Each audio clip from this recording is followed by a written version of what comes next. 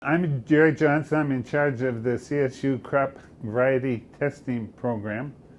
And myself and two different research associates, Sally Sauer and Ed Asfelt, conduct a variety testing program on multiple crops. So I'd like to just take 1 minute to talk about our crop variety testing program. We test 6 different crops. Sunflower that you'll see there under variety trials, and grain sorghum that's under there as well, and then wheat on the bottom. And then we got into biofuels here about 10 years ago and did 4 or 5 years of research on camelina for biofuel. Down here in the lower left you'll see a group of farmers who are listening to wheat field day presentations that are for the most part done by our winter wheat variety winter wheat breeding program leader, Scott Haley, and we collaborate very closely with him for all of our wheat testing programs. Then up above that you can see some very long strips there, and that's our on-farm testing program. They're conducted in collaboration with about 30 different farmers in eastern Colorado and 5 different extension agents. So I did want to say that we've got a website, and so everything that I'm going to say today, in case you get tired and you want to just look it up online, is on www.csucrops.com, and that's open 24 hours a day. So you can take a look there at our testing program and all of our crop testing programs for all of our crops for the last 20 years, or almost 20 years. And so we're very thankful for our program. Up in the top right are myself and our 2 research associates that really do all the work. On the right is Sally Sauer, and on the left is Ed Asfelt. So I want to just spend a few minutes talking about the wheat variety testing program. And I am going to try to get to variety selection for this coming year. But just an idea of, there's our planter on the right, and plots, planter on the top left, and then plots on the center right there of how it turns out.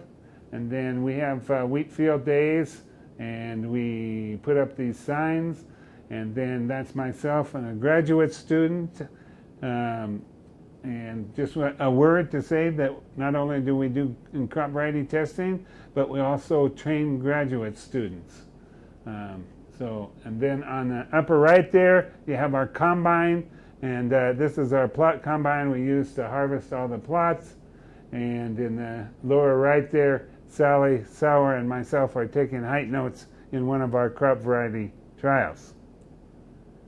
So anyway, at the end of the season, we get the results from our 11 different locations, and we have varieties in our variety trial from 5 different states.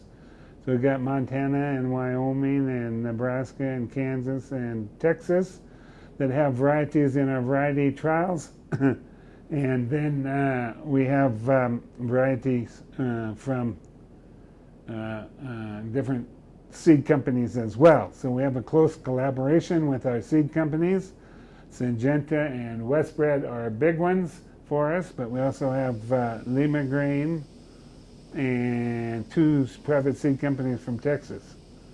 And so we collaborate with them, and then we put out the results for 2000, in this case 2016, 2015-16 2-year averages, and then 3-year averages. Now, one characteristic of our variety testing program that's very important and that really sells the program is that we have an unbiased and reliable testing program. Okay, it's important when you select a variety for this coming fall that you use results from multiple locations and multiple years. So we have 33 different pieces of information in terms of averages, and behind each one of these averages is 3 different replications. So we essentially have 100 different pieces of information that are going into the averages of each one of the varieties that you see in the table. So just a quick look there, Antero we have or will talk a little bit about here. Oakley CL is a good variety from Kansas, a single gene Clearfield.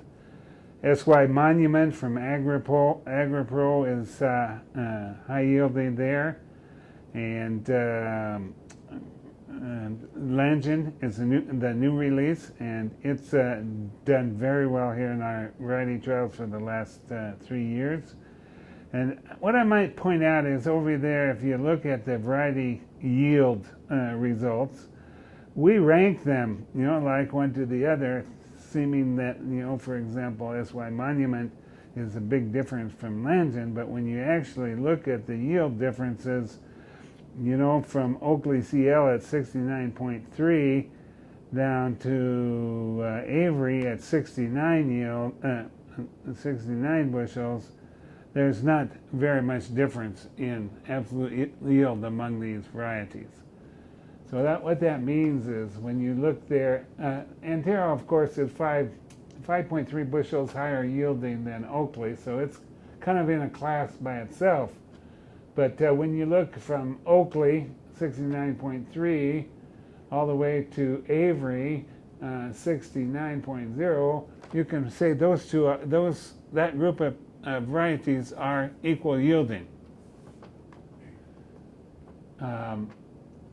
In terms of if you were to classify them. And then you might go even further and say 68.2 is part of that group as well, and then so on. So if you look at the yields of those varieties, you don't want to be confused by the rank that we have them in the yield results. Another way to look at it is that Sally has calculated a neat little statistic there. That's the percent trial average. So Antero has yielded 114% of yield of trial average. And trial average, if you look there at the bottom of the yield table, is 65.2. So then you got 106, 106, 106, 106. They're all the same percent increase over the average of the trial. So anyway, I think that's about all that I wanted to say about the variety trial results over 3 years. Now, what I didn't want to suggest, like I said, when we looked at the varieties on the table before, was that you have a hard time separating those all out when you're just looking at a table. So one thing that Sally has come up with here is a wheat variety decision tree, and it helps us assign varieties to different traits that farmers might be looking at.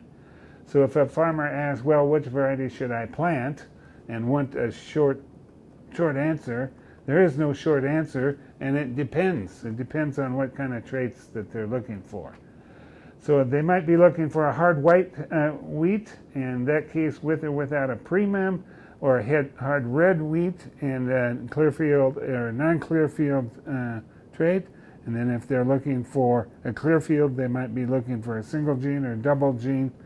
And non-Clearfield, where the mass of our variety production is for early, medium, and or medium-late maturity. So why don't we go and populate this decision tree with varieties that farmers might actually choose to plant this coming year. So if they're looking for a white wheat with a premium, Snowmass is a great choice.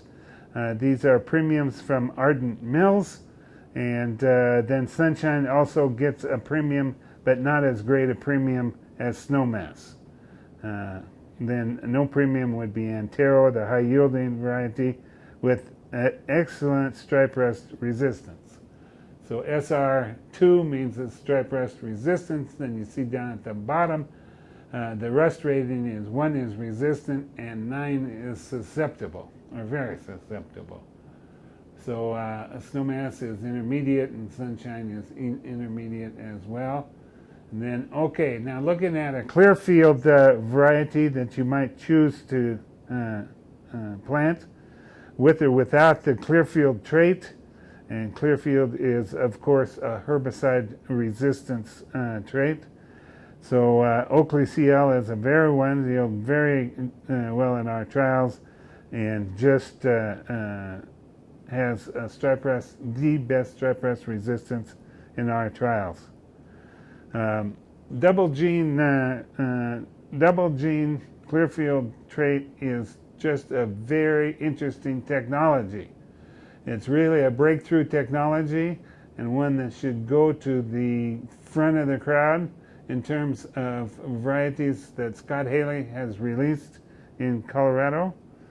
And the reason being is that we have real bad winter annual grasses. So it can be volunteer rye, or joint goat grass, or cheatgrass as well. And some of these are very hard to control, like volunteer rye, and they're very deleterious in the grain. So you want to, as much as possible, you'd like to control them, and this technology allows you to do it because it's got a double gene resistance, so you can add methylated seed oil to your herbicide and be able to control them. So that's really neat. I really like that technology. Brawl is a little lower yielding than some of the other varieties in the trials, but like I said, with this technology, it more than compensates with it, especially in years like now, because we have such low wheat yields, wheat prices, that it's beneficial just to use this technology, because your actual loss in dollars and cents is so much lower than when there are high wheat prices. So then we want to go over to the non-Clearfield varieties, and like I said before, the majority of the acreage in eastern Colorado is in these high yielding, and I should mention that all of the varieties in this decision tree are high yielding. So if it was a medium or lower yielding variety, then we didn't use it, and the criteria for higher yielding is over 100% of trial averages.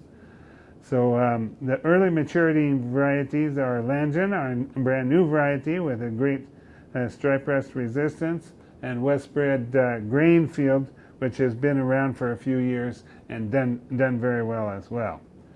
So the medium maturity is Avery, Bird, Lima Green's LCS Mint, and Westbred's Winter Hawk, which has been around for a long time.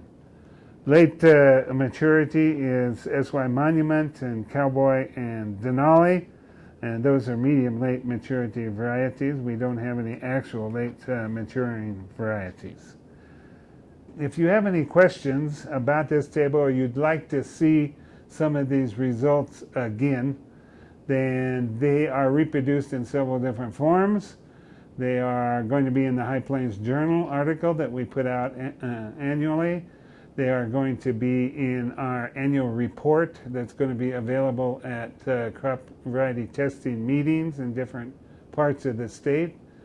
They're especially going to be available online at our crop variety testing site there we gave at csukrops.com, and